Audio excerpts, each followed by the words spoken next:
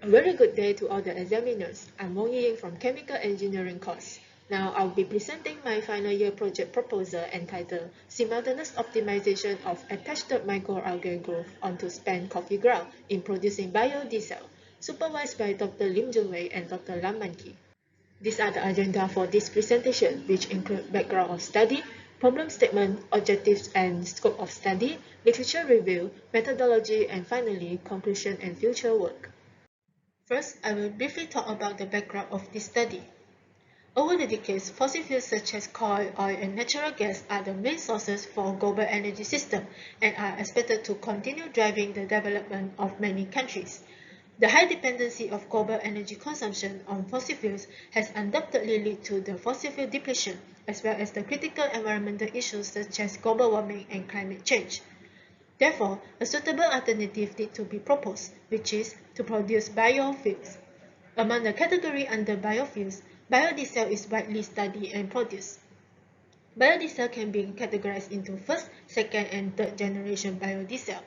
There are several drawbacks faced by first and second generation biodiesel, where the first generation biodiesel will compete the arable land with the agricultural production and pollute the environment. Meanwhile, second generation biodiesel face challenges in production costs. Therefore, third generation biodiesel derived by the microalgal cultivation is proposed. Microalgal cultivation are commonly separated into suspended cultivation and attached microalgal cultivation. It's preferable to adopt the attached microalgal cultivation due to its simple method and low cost. Support mediums such as inner surface and solid organic substratum are required for attached microalgal cultivation. There are several important parameters that can affect the microalgal growth via attachment. Broad studies have been carried out on the effect of light intensity and photoperiod cycle on the attached microalgal growth. However, a model that can be used to describe the interaction between both parameters is still lacking in growing the attached microalgae to produce biodiesel. Next, I will present the problem statement of this study. The first problem is the insufficient supply of nutrients and carbon sources for microalgal growth, thereby increasing the nutrient and production costs. The second problem is the suitability of support material for microalgal attachment. Microalgae flavors the materials with porous, rough, and hydrophobic surface. Therefore, spent coffee ground is proposed as the support material, besides providing necessary nutrients for the microalgae growth. The third problem is the lack of simultaneous optimization model on the attached microalgae growth, which is also one of the causes for poor biomass and liquid productivity. Hence, a statistical model will be developed to provide a useful insight in optimizing the attached microalgae growth to produce biodiesel. There are two objectives for this study, which are to enhance the attached microalgae growth onto spent coffee ground while optimizing the photoperiod cycle and light intensity simultaneously, followed by modeling the attached microalgae growth. There are four scopes in this study, which are to optimize the attached microalgae growth by varying the light intensity and photoperiod cycle, to model the attached microalgae growth by using response surface methodology, to convert the microalgae lipid into biodiesel, and finally, to examine the characteristic of biodiesel. In the following session, I will present the literature review for this study. Biodiesel is produced through the transesterification process, where the triglyceride is reacted with methanol in excess to produce biodiesel. There are several benefits of using microalgae as the feedstock to produce biodiesel, where the microalgae have high growth rate and photosynthesis rate due to their simple cellular structure, contain high lipid content, and can grow in different critical environmental conditions.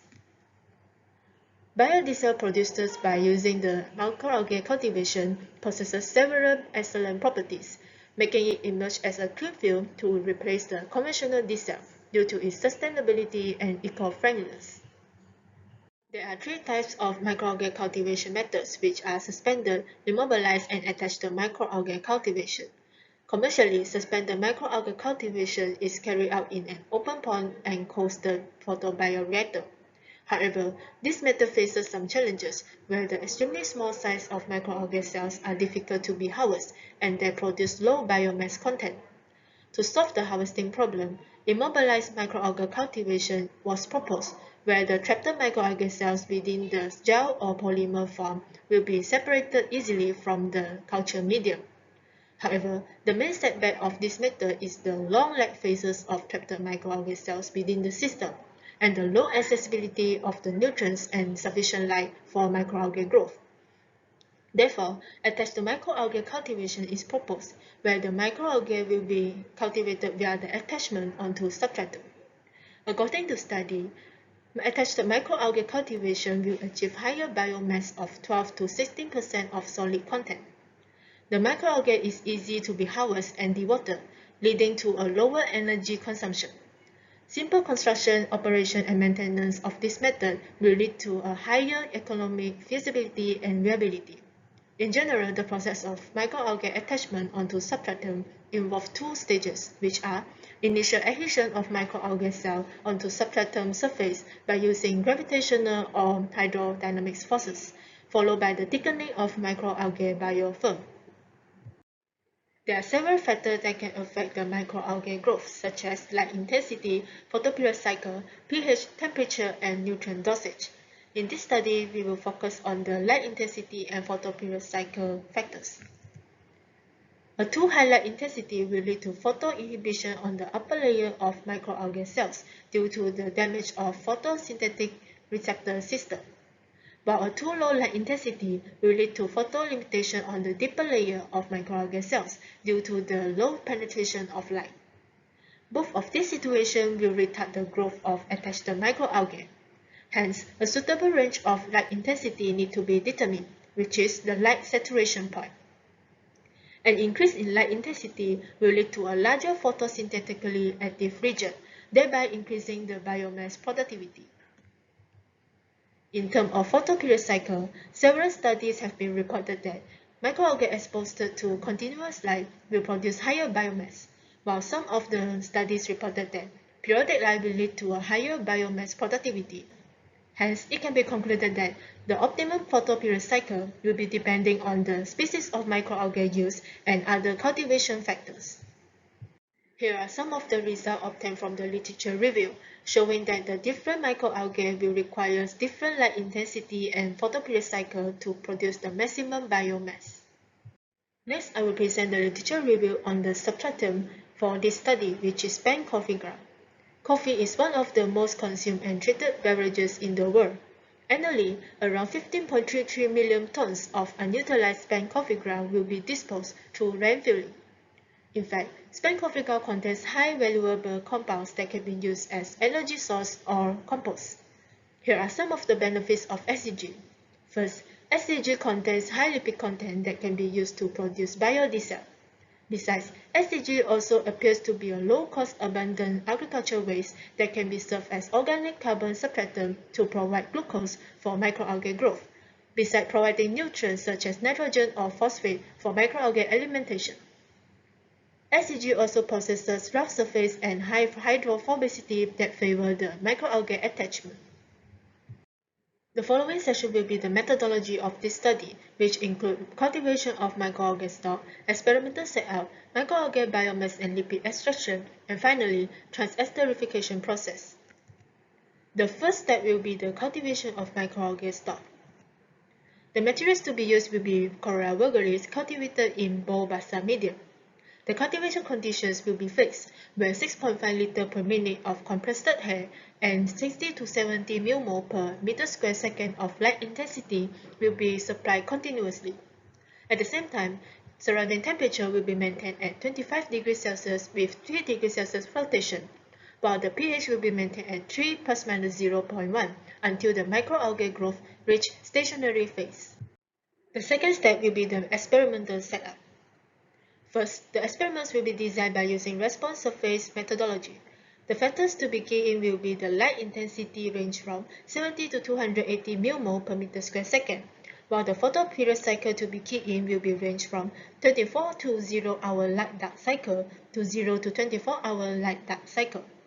After designing the experiments will be executed under several fixed operating conditions as listed here. After that, The microalgae density and lipid concentration will be key in as the corresponding responses in RSM to determine the optimum condition of attached microalgae growth. The validity of model describing the interaction between light intensity and photoperiod cycle will be evaluated by using analysis of variance. The following step will be the microalgae biomass extraction. First, the suspension of SEG with microalgae will be allowed to settle down, followed by decanting the supernatant jelly to avoid agitating the settled residue. Then, the residue will be dewatered via centrifugation process and is further dried to a constant weight labeled as W1 at 105 degrees Celsius. Later, a ratio of 2:1 chloroform and methanol will be added into the dry attached microalgae onto spent coffee ground and mixed thoroughly. Amidst the mixing, the spent coffee ground will appear as the suspension that can be separated out easily from the solution. The separated spent coffee ground will be dried at 105 degrees Celsius and weighted as W2. By subtracting W2 from W1, the amount of dry attached microalgae can be obtained to calculate the attached microalgae density. The process will continue by extracting the microalgae lipid. First, the remaining microalgae biomass in the chloroform and methanol mixture will be transferred into a cap bottle and placed on the orbital shaker. Then, the mixture consisting of extracted lipid and residual biomass will be filtered by using filter paper. The biomass will be trapped on the filter paper, while the filtrate will be collected to undergo evaporation process. Finally, the crude microalgae lipid will be collected and weighed to calculate the lipid content. Now we have come to the final step, which is the transesterification process. First, 1 ml of tetrahydrofuran will be introduced into the dry extracted lipid, followed by transesterification of methanol and lipid, catalyzed by concentrated sulfuric acid. Upon the completion of transesterification process, the product will be mixed with methanol, sodium chloride, hexane, and distilled water. Then, the mixture will be undergoing the centrifugation process. The upper layer consisting of biodiesel and hexane will be extracted for air drying and further drying in an oven. Eventually, the dry biodiesel mixture will be mixed with 1 ml of internal standard in hexane and analyzed chromatographically.